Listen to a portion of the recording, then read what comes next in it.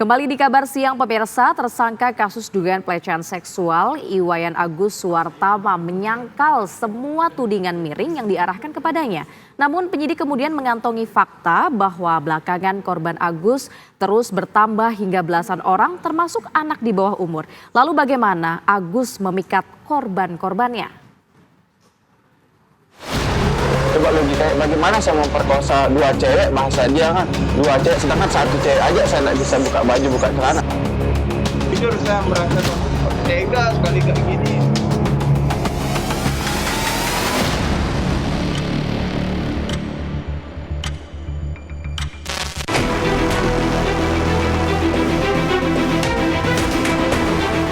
Kejaksaan Tinggi Nusa Tenggara Barat menyatakan berkas perkara kasus pelecehan seksual yang menjerat Agus penyandang disabilitas asal Kota Mataram belum lengkap.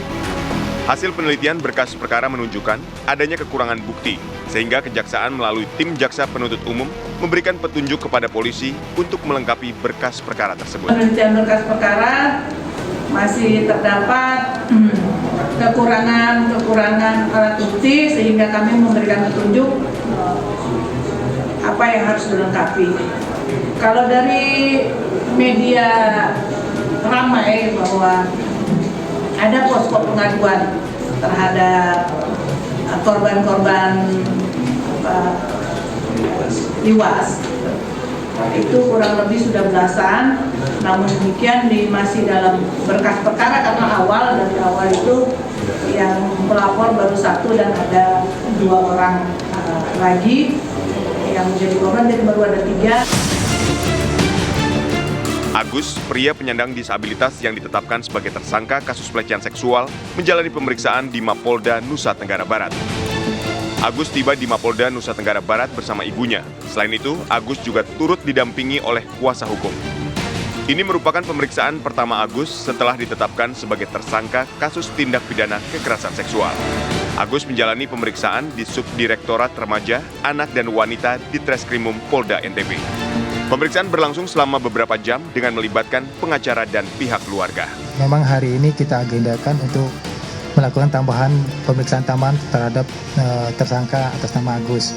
Jadi sampai saat ini pemeriksaan masih tetap berjalan, dan hari ini juga tersangka didampingi dengan pengacara yang baru hari ini, dan sudah kita terima surat kuasa pendampingan dari pengacara yang baru.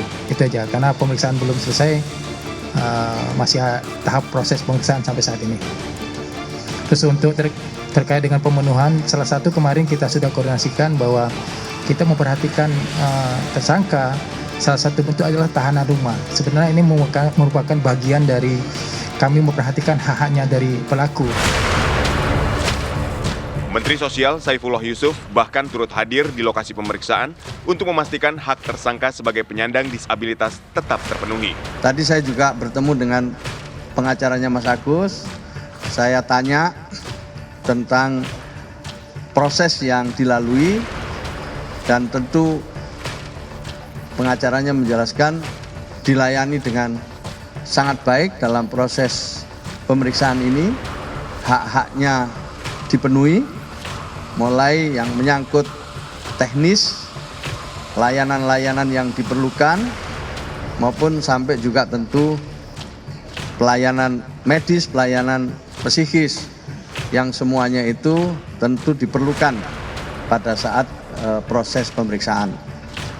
Dengan begitu, saya yakin bahwa proses yang dilalui Mas Agus di Polda NTB ini dilakukan dengan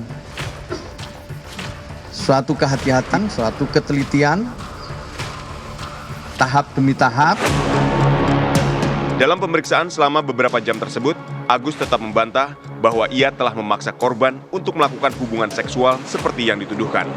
Jumlah korban pelecehan seksual yang dilakukan Agus sudah bertambah menjadi 15 orang. Dari 15 orang tersebut, 7 korban sudah melapor secara resmi ke polisi, termasuk 2 diantaranya yang masih berusia anak di bawah umur. Kasus ini berawal dari laporan seorang mahasiswi yang mengaku menjadi korban pelecehan seksual oleh Agus, pemuda penyandang disabilitas asal Kota Mataram, Nusa Tenggara Barat. Laporan mahasiswi yang mengaku menjadi korban Agus tersebut diterima polisi pada 7 Oktober lalu. Perkembangan penyidikan, karena sudah masuk ke tahap penyidikan terkait dengan kasus ini. Hari kemarin, pertama, satu korban yang menjadi pelapor di dalam berkas perkara ini, ditambah 2 saksi awal, termasuk juga saksi dari teman korban. Ada juga tambahan lagi 2 saksi yang mengalami kasus yang sama, dan alhamdulillah sebenarnya ada 2 lagi yang sudah kita lakukan identifikasi dan 1 sudah kita lakukan pemeriksaan BAP, pemeriksaan saksi di dalam bentuk berita acara pemeriksaan. Ya. Jadi totalnya sebenarnya ada 7 yang sudah kita lakukan pemeriksaan di dalam berkas perkara ini.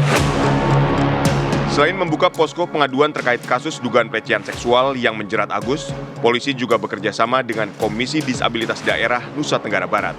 Saya sampaikan bahwa sampai hari ini ada penambahan 2 yang menyampaikan ke